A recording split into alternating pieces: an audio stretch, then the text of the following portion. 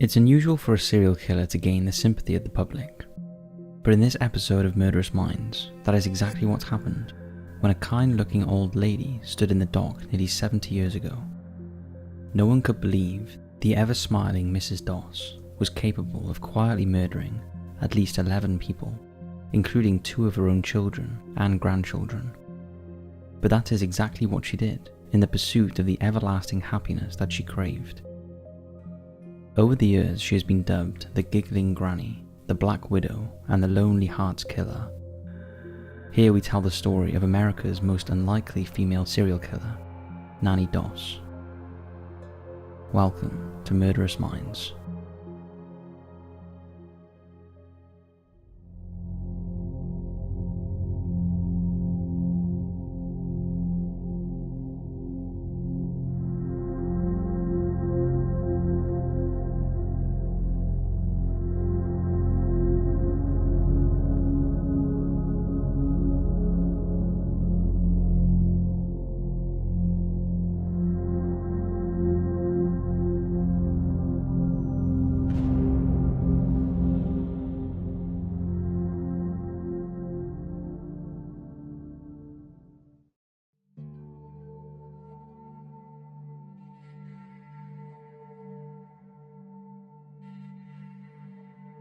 In 1905, Louisa Holder, known as Lou, found herself pregnant. As an unmarried young girl in the early 90s, this was the ultimate shame for her family, and try as she might to hide the pregnancy, eventually she had to face the wrath of a furious father, who lunged at his daughter to try and beat the problem away, before being stopped by his wife. However, the family's worst was to come, and Lou was kicked out of the house and abandoned by her whole family until she told them the name of the father. But Lou was resolute and refused to give up the father's name. Maybe because she didn't want to ruin his life as well, or simply because she didn't know who the father was. Whatever the reason, Lou went it alone, and with no financial support and no family support. She scraped by, living in a rented room in Blue Mountain, Alabama. On November 4th, 1905, Lou gave birth to a baby daughter she named Nancy. Because the child was born out of wedlock, Lou was now officially a ruined woman in the eyes of the local community, and there was little chance any respectable man would ever marry her. However, just a week after Nancy was born, Lou received an unexpected proposal of marriage from a struggling local farmer named James Hazel. The marriage set tongues wagging, and many believed James was in fact Nancy's father, although this has never been proved. The couple settled into married life on the farm, and the scandal was soon forgotten. But Lou had moved from one nightmare to another, soon realizing her new husband was a bully who barked orders at her and beat her when he lost his temper. There was also a never-ending list of chores to be done on the farm, leaving little or no time to devote to baby Nancy, or Nanny as they called her, and almost as soon as the child could walk, she was also given chores to keep the struggling farm afloat. It wasn't long before Nanny received the same harsh punishments as her mother from James if she didn't do as he told her. James's life revolved around the farm, and he calculated everything, going as far as to planning the birth of his next 4 children around what jobs needed doing and how long his wife would be out of action. From a very young age, Nanny despised her father for the way he treated her and her mother, and spent most of her childhood caring for her brother and sisters and working the fields. There was no time for school or friends, but on the odd occasion she was allowed to attend lessons, she had to hike the 2 miles there and back, and was so far behind her peers academically that it was a miserable experience, and she was often picked on for being so poor and withdrawn. However, Nanny did eventually learn to read and write, and losing herself in a book became her escape from the reality of her miserable life. Her mother nurtured her reading, often scraping money together to buy the romantic novels her daughter loved to read.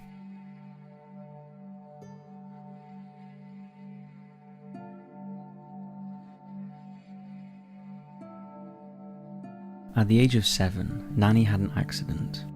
She was travelling by train with her family to visit relatives when a tree fell onto the tracks. As the driver slammed on his brakes, Nanny was flung from her seat and sustained a head injury that left her with permanent brain damage. The injury caused her headaches, depression, and uncontrollable rage that plagued her for the rest of her life. At the time, her father refused to let her see a doctor, saying he couldn't spare her from her chores, so the injury went untreated. With Nannie now prone to dark moods, she became a bully herself, often beating her younger siblings. She had lost what little respect she had for her father, believing he didn't care if she lived or died. He always treated her worse than his other children, maybe subconsciously not thinking she was his. The only thing Nannie lived for now was her romantic novels, and she became obsessed with the thought of finding her Prince Charming. And romance became her dream, and her sole ambition was to find a lover who'd take her away from her miserable existence. Finding love wasn't going to be easy in rural Alabama, especially as James forbade any of his daughters to look attractive and refused to let them attend any sort of social gathering. Once, when he caught Nannie trying to make her hair look pretty, he beat her with a cane, telling her all men were lecherous animals. Ironically, the lecherous men he was talking about were within his own family, and some of them regularly molested Nannie during family visits, although her father always blamed Nannie for the incidents.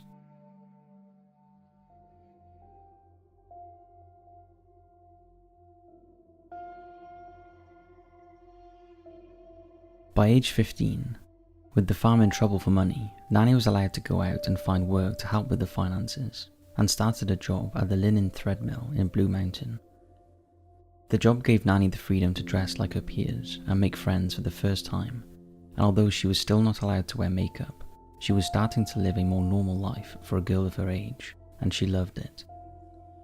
As a pretty young teenager, she also started receiving attention from young men, and despite the reputation of her mother, meaning she was not considered a good marriage prospect, she was still lavished with a lot of attention.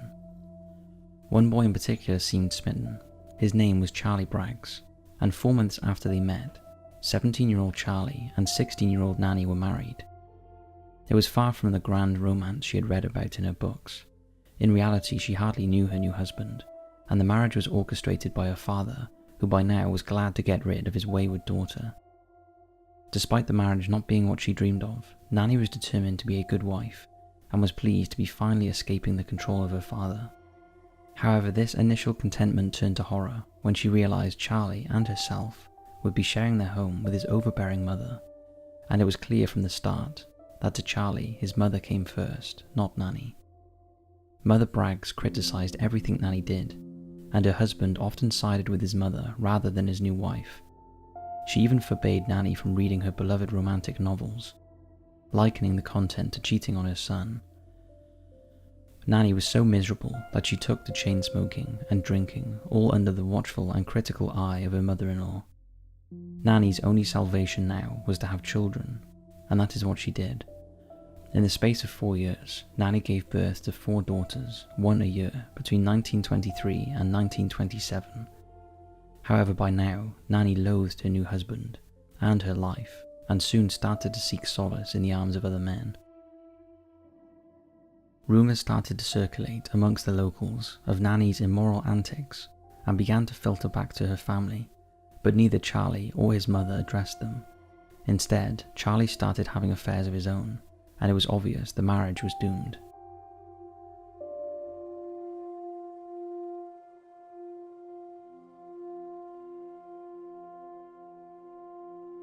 However, despite how her life had planned out, Nannie still dreamed of a great romance, and that one day someone would release her from this misery. Her only saving grace was her intense love for her children, in particular her firstborn, Malvina. But as time went on, she started to resent her other 3 children, and their demands, and in her mind, she had far too many children to care for. Nannie started to reminisce about how wonderful it was when she had her first and favourite child, Malvina, and the deep connection she had with her. In her twisted mind, Nannie felt it would be better to have one happy thriving child that was loved and cared for, to maximum potential, rather than have 4 miserable children.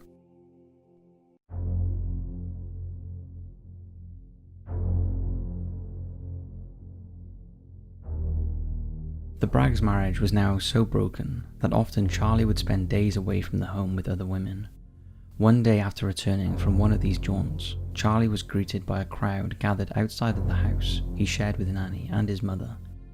He had no idea why, but to his horror, when he entered the house and found his sobbing family, he was told his 2 middle daughters had died of food poisoning. Over the next few days, Nannie seemed to revel in the attention and sympathy lavished upon her by both her family and the tight-knit community. She was praised for her stoicism and dignity, and none would say a word against her as they all came to terms with the tragedy. Nannie was adamant that she wanted the funeral as soon as possible so she could lay her babies to rest and grieve for them. Because doctors had been present when the girls died and they diagnosed food poisoning, no autopsy was required, and their bodies were released for burial.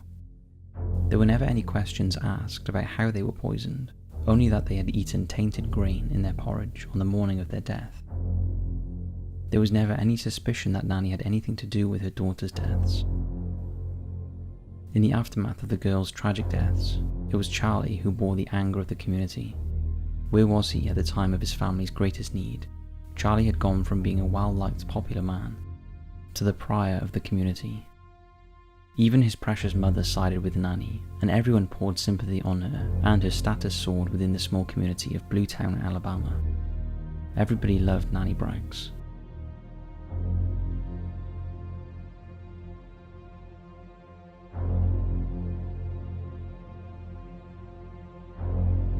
Charlie had a niggling doubt that his wife had something to do with the girls' deaths, and in a shocking move that poured even more scorn on his head, one night shortly after he had buried his 2 daughters, Charlie packed his bags, grabbed his eldest daughter, Malvina, from her bed, and fled the family home. He would have taken Florine, the baby, as well, but she was tightly nestled in Nannie's arms. The outpouring of sympathy for Nannie doubled after her wayward husband disappeared with her eldest and favourite daughter.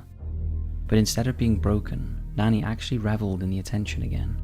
Although the loss of Malvina did hit her harder than the loss of her 2 other daughters, and even though she still had one child to care for, it was not the one she wanted. 1927 was tough for Nannie, not because of the loss of her 3 daughters, but because she didn't have enough money to lead the life she thought she deserved after being freed of her children. So she went back into work in the cotton mill to help support Florine and Charlie's ever-present but now aging mother.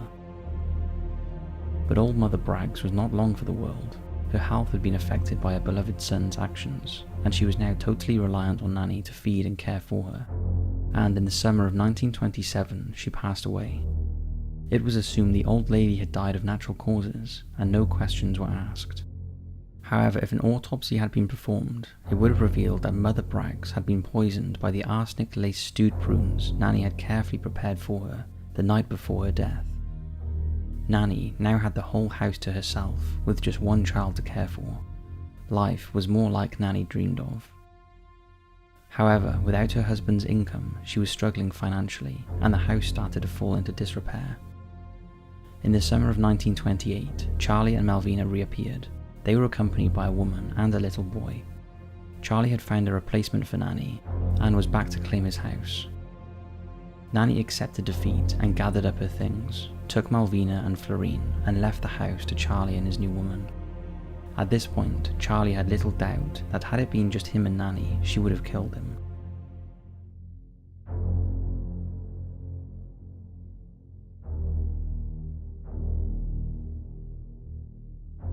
Nannie had no other choice but to return to the farm she grew up on, and the demands of her father resumed. Her 8-year marriage to Charlie ended in divorce on the grounds of his infidelity. Nannie again sought work away from the family farm, leaving her children to her mother to care for. She found a job in a cotton mill in Anniston, and again she went in search of true love and had no shortage of admirers. But none matched what she was looking for, and soon she turned to the Lonely Hearts columns in the local newspapers. After correspondence with many men, Nannie eventually fell for 22-year-old factory worker Frank Harrelson, and within 2 months the pair were married, with most of the town turning up at the church to wish the woman, who had suffered so much loss, a happy life. After the wedding, Nannie, Frank, Malvina and Florine moved to Cedartown, Georgia, where Frank had taken a job at the Goodyear textile mill. Initially, Nannie thought she had married the man of her dreams. They shared romantic nights in the log cabin they lived in, and Nannie no longer had any money worries. However, she soon realized Frank had a drink problem, and would spend most nights out drinking with his friends. When he drank, he would often turn violent, and on more than one occasion ended up in prison for fighting. Similar to before, Nannie surrounded herself with the romantic novels she loved, still dreaming of the perfect life they betrayed.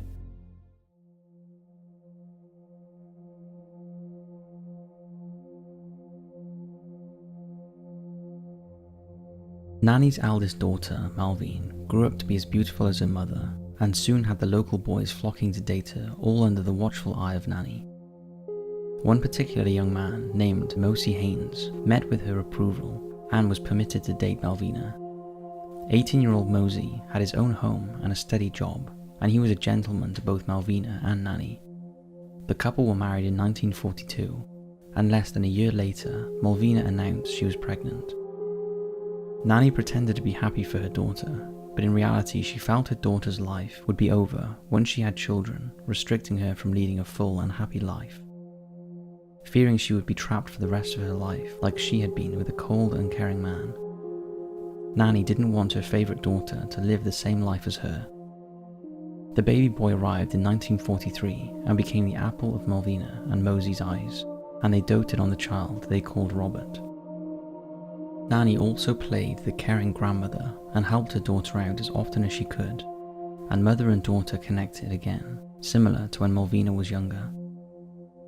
Florine also moved in with her sister, partly to help out with the baby, and partly to escape living with Nannie and Frank. Florine had never been a favourite of Nannie's, and she had always been treated as an afterthought and a nuisance, and Florine had a cold indifference to her mother.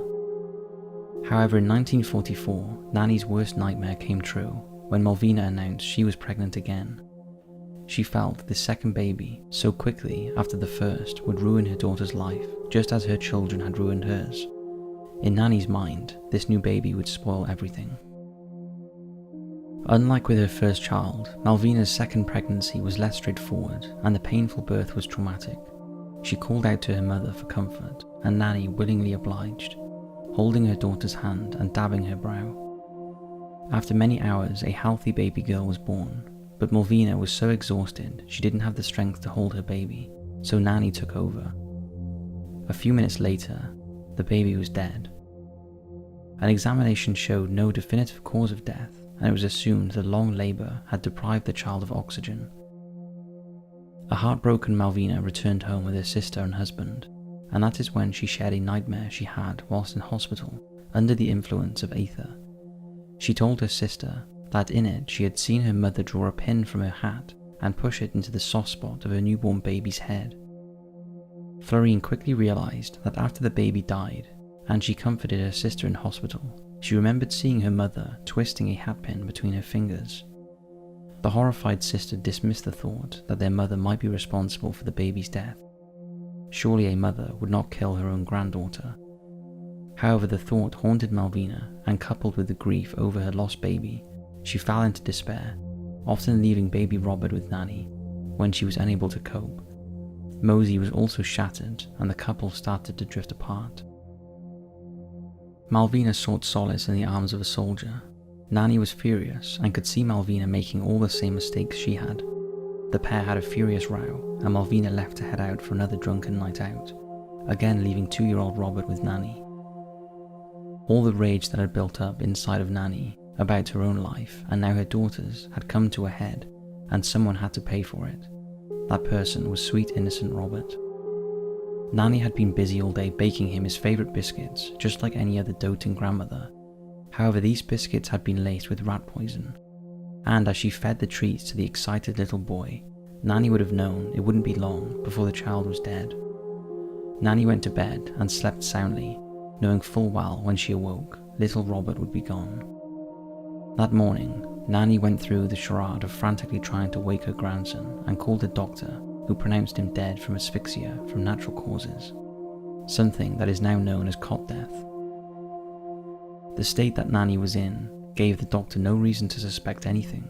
After all, she was known as a lovely woman who had already endured the most terrible suffering in life, and for a second time, Nannie was surrounded by the sympathy of friends, family, and the local community. Malvina was beside herself with grief and guilt, and a niggling suspicion her mother had something to do with her son's death, not that anyone would believe her. At the boy's funeral, Nannie put on a show of grief worthy of an Oscar, hysterically flinging herself into the mud as the coffin was lowered, and having to be helped up by her husband and family. Nannie did not attend the drinking after the funeral, instead she was taken home to grieve. However, her husband did attend, with his adoptive daughters, and together they discussed their suspicion about Nannie's involvement in the deaths of both Malvina's babies, and to their horror, Frank stood up and said, "I reckon I'm next." His prediction was correct. Just weeks after burying her grandson, Nannie was burying her husband, Frank.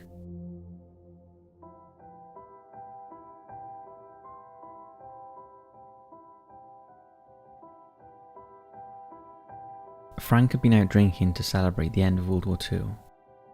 At the end of the evening, Nannie went to pick up her drunken husband, and when they got home, he brutally raped her.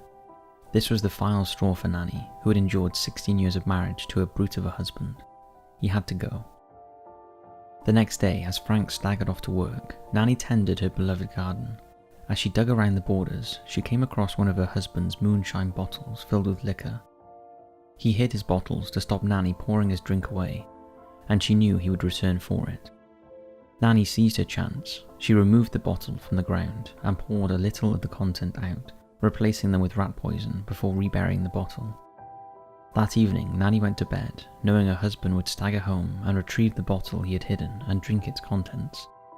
As predicted, that is exactly what happened, and when Nannie woke up in the morning, she found her husband's lifeless body in the garden. When the doctor arrived, he was more concerned about contaminated moonshine than foul play, as he was known to indulge himself, but because Nannie had washed out the bottle, there was not a drop to examine, and it was assumed Frank had drank himself to death. No autopsy was carried out, and his well-attended funeral took place without incident, with Nannie again playing the part perfectly as the grieving widow. Florine and Melvin attended their adopted father's funeral, but that would be the last time Nannie saw her daughters, who had become convinced she was responsible for all the deaths in their family. In the aftermath of Frank's death, Nannie unexpectedly inherited a tidy sum of money from his life insurance, and she promptly invested it in a 10-acre plot of land on the outskirts of Jacksonville, where she built herself a cottage filled with the books she loved to read. Nannie rented out the land, and for the first time in her life was financially secure, with no one but herself to care for. However, with much of her own family now distanced from her, she was lonely, so she resumed her search for love through the Lonely Hearts columns of newspapers, and with her newfound wealth, Nannie was looking for an upgrade from her two previous husbands. She vetted the many men who contacted her by letter with a fine-tooth comb, and spent a lot of her time traveling in the United States, meeting up with potential suitors. For her next husband, she chose Arlie Lanning. He was not a local man. In fact, he lived 2 states away in Lexington, North Carolina. Arlie was a war veteran who served in the Navy and had a steady job running a labouring crew. He was entranced by Nannie's beauty and immaculate appearance, and the two decided to marry after their first meeting. Nannie packed up her life in Alabama and moved in with her new husband in his comfortable house in Lexington, and initially the couple appeared to be living the perfect life together. However, Nannie started to grow suspicious of her husband, believing he was seeing other women, and although he wasn't a hardened whiskey drinker like her previous 2 husbands, he did drink too much wine and beer. But he was desperately in love with Nannie and tried to hide his discrepancies by lying to her. Things came to a head when he came home late one evening after spending time with another woman, and Nannie briefly left him. This was enough to force Arlie to change his ways, and he tried hard to stay away from women and stop his drinking. But he was addicted, and it wasn't long before he fell off the wagon again, and the cycle of apologies and forgiveness rumbled on for years. Every time Nannie left Arlie and went back to her cottage in Jacksonville, she would find solace in the arms of a variety of other men she met through the Lonely Hearts columns, none of whom realized she was a married lady. But Nannie wasn't happy. She barely heard a word from her family back in Alabama, and she was feeling isolated and discontent in her marriage. a dark depression fell over her, and she started to care less about her appearance and portraying the perfect wife. So much so that she even apologized to her husband rather than the other way around. However, one day something triggered in her, and she reverted back to the doting, glamorous wife she was when they first married. She catered to her husband's every whim, and even spent the whole month baking his favourite treats. One evening, she offered to bake Ali his favourite sweet prune pie, and as he sat down and enjoyed the treat, he must have noticed the odd bitter aftertaste, but was probably too scared to tell his wife after she had gone to so much trouble. By the next morning, Ali was dead. Nannie made several frantic calls to the doctor, and when he arrived he declared Ali had died of a heart attack. Again, there was no suspicion about his death. Ali was a popular man in Lexington, and the townspeople gathered in collective grief, rallying around poor Nannie, supporting her in her hour of need, and the same as in Alabama, she became the centre of attention and sympathy. To appease Ali's family and keep up the act, Nannie moved in with his mother after the funeral. By this time, she had already started making inquiries about Ali's life insurance and selling the house they lived in. However, Nannie had a shock when it was revealed that Ali had not updated his will after he was married, and whilst the majority of his wealth went directly to her as his wife, the house was left to his sister. Nannie's solution to this was to burn the house down so she could claim on the house insurance that was in her name.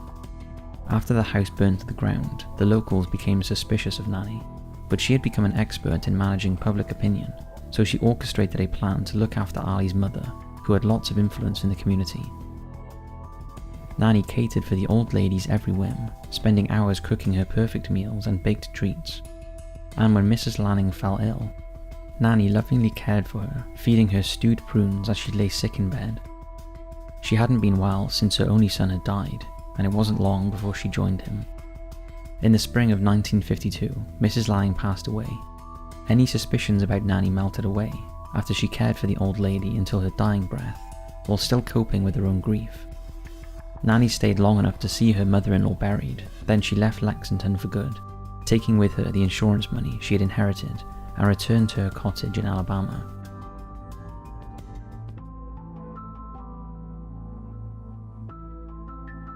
Alone again, Nannie began searching the Lonely Hearts columns for another husband, but her search was cut short when she got word that her sister Dovie was gravely ill.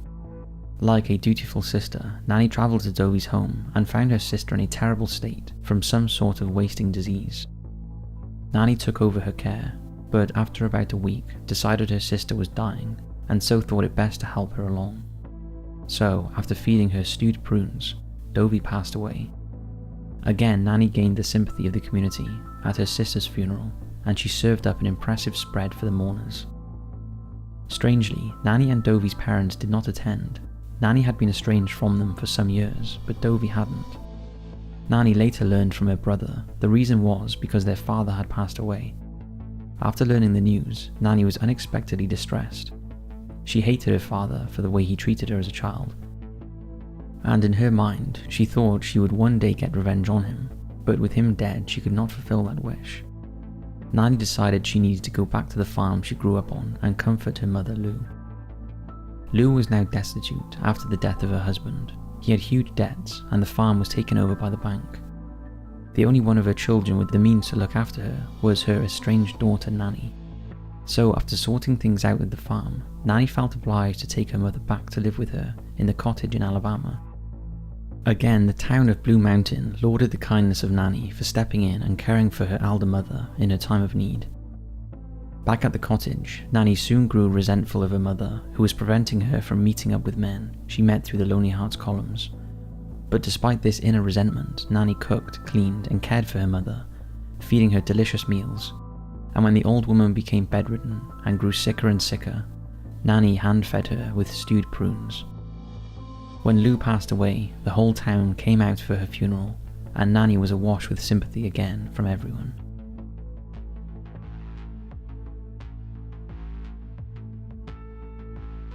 At last, Nannie was truly free from her parents, her children, and her siblings, and she intended on making the most of it. But age was catching up with her, and she was no longer so attracted to the younger men she craved.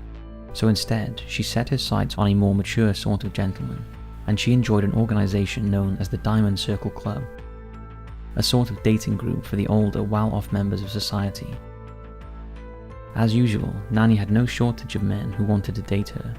Most were widowers, or divorced men looking for a wife to look after them. Not really what Nannie had in mind.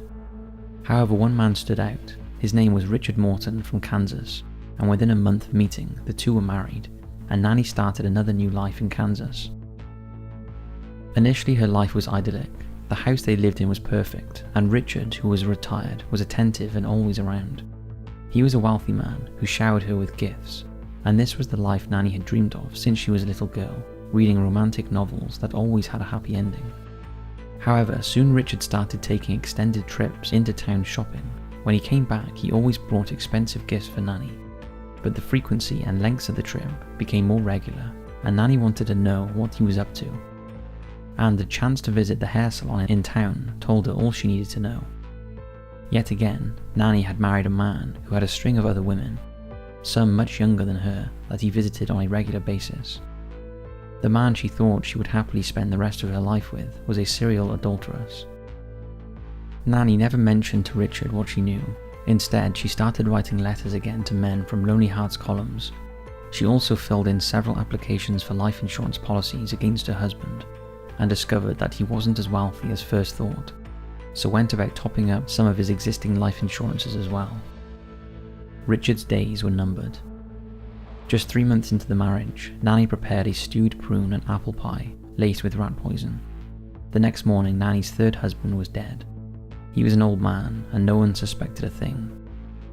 Soon after the funeral, Nannie cashed in the insurance policies and left Kansas a wealthy woman.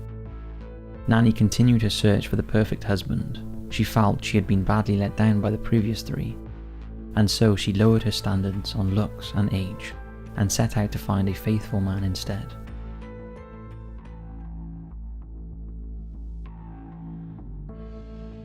The man she settled on was Samuel Doss, a 59-year-old from Oklahoma.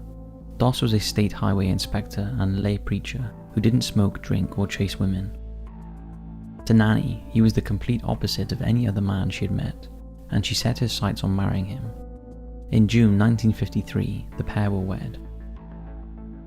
But there is no such thing as the perfect man, and although Samuel didn't drink or cheat, he had other faults that Nannie found unbearable. Samuel was a penny-pinching perfectionist, and she found his standards impossibly high.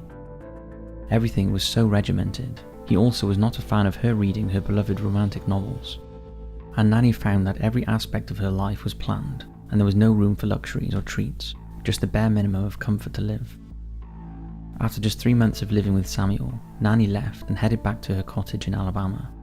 When she arrived, she was met with a letter from Samuel, asking her to reconsider, but its contents enraged her even more. He was basically saying that if she agreed to live by his rules, then he would allow her access to his money so she could buy what she wanted. There was no hint of an apology or his love for her. This shocked Nannie, and in her twisted mind, made her think of her father, the man she never got revenge on. Perhaps she could satisfy that need by getting revenge on a man she perceived as having similar bullying traits as him. Nannie made arrangements to go back to her husband with the sole intention of killing him. When she arrived back, Samuel was delighted to see her and kept to his word, and the couple visited the bank together so Nannie had access to his bank account. Whilst there, Samuel also changed his life insurance policy, making Nannie the sole beneficiary in the event of his death. The final nail in Samuel's coffin was when he banned Nannie from putting her collection of romantic novels on a shelf in their home. He condemned them as sinful and the wrong kind of book.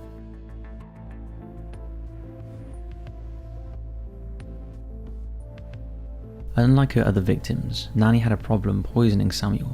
He didn't like sweet things, and so she had to come up with something else that would mask the taste of the arsenic she intended to kill him with. Eventually she settled on adding small amounts to his coffee each day. However, this was a mistake, as she had no idea how long gradually poisoning Samuel would take. After several weeks, the poison started taking its toll on him. He lost his appetite, and his weight dropped, and he took to his bed racked with excruciating stomach pain. The doctor visited but had no idea what was wrong, and eventually Samuel was hospitalized. This was not part of Nannie's plan. She was used to a quick death with no questions asked. Samuel was an extremely sick man, but he was not dead, and after 23 days in hospital, to Nannie's despair, he recovered. But as she had done with her previous victims, Nannie played the devoted wife and sat by his bedside throughout her husband's illness, earning praise from the medics and community for her kindness, and obvious deep love for her husband. However, secretly, Nannie had wished her husband dead throughout this period, praying he would not come home and ruin her life again. When Samuel was finally released from hospital, Nannie prepared a delicious welcome home meal for him. A roast pork with all the trimmings, followed by a steamed hot cup of his favourite coffee. Samuel was ravenous after weeks of hospital food and poor appetite, and he devoured every mouthful while Nannie stood by topping up his coffee. Within hours of finishing the meal, Samuel started complaining of stomach pains. Nannie assured him it was probably just overeating the rich food she had prepared, and she helped him to bed. This time Nannie had done a proper job, and the next morning Samuel was dead. When the doctor arrived, he quickly declared the death was caused by his previous stomach condition, and Nannie wept whilst the neighbours rallied around her.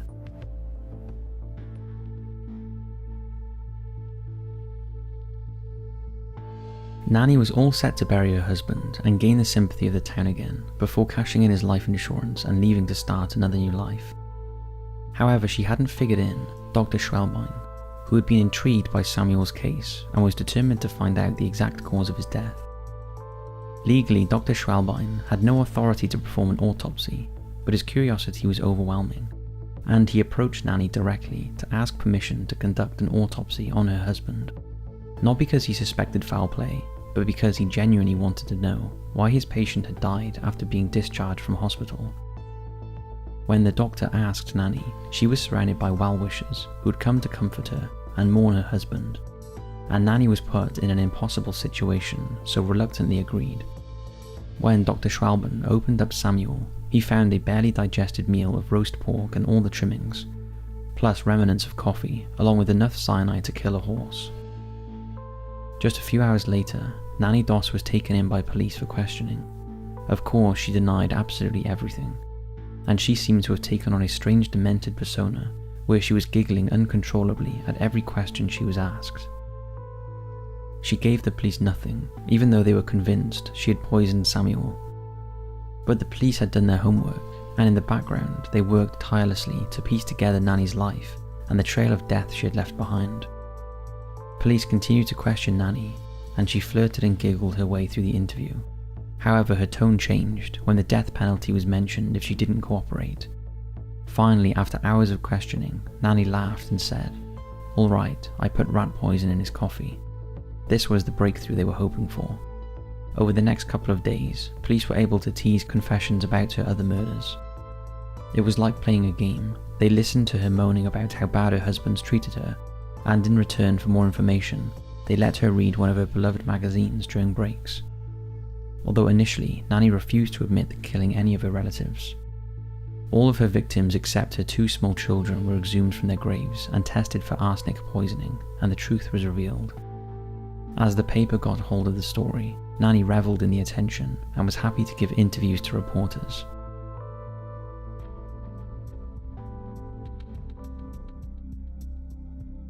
Nannie was due to stand trial for the murder of Samuel Doss on June 2nd, 1955, but her attorneys could not come up with any defence and suggested she plead guilty, which she did on May 17th, 1955. The judge spared her the electric chair, fearing the backlash if he sentenced a charming, smiley old lady to death. Instead, he sentenced her to life in prison without parole. Nannie confessed to killing 4 of her husbands, her mother, her sister, her grandson, and her mother-in-law. She denied killing her 2 daughters, although she was only tried and convicted for Samuel Doss's murder. Whilst incarcerated, Nannie spent the last 10 years of her life writing to her many admirers, never giving up on the chance of true love that had evaded her all of her life. But by 1965, Nannie fell gravely ill with leukemia and died on the 2nd of June in the hospital wing of the prison, aged 59. It is widely believed that if Samuel Doss had liked to stew prunes, Nannie Doss would never have been caught, and would have likely carried on her quiet killing spree in her never-ending pursuit of love. Many have attributed her remorseless killing to the head injury she suffered as a child that may have damaged a part of her brain that controls her conscience. Although the truth is that, like many serial killers, Nannie's murderous ways were embedded in her childhood at the hands of her controlling violent father, a man that she could never please and who instilled the belief that life was worthless and disposable. Her mother, on the other hand, encouraged her daughter to find true love so she could have a life much like the characters in her romantic novels, although she probably didn't mean at any cost. For Nannie, her endless search for love was fatal, and for years, no one suspected that poor, wronged Nannie Doss was anything other than a victim of the tragedy that befell her life, when in reality, she was brilliant at playing the bereaved wife, mother and daughter, and became so absorbed with the attention it afforded her that if she hadn't been caught by a husband who disliked sweet treats, she undoubtedly would have carried on murdering anyone else who got in the way of her perceived happiness.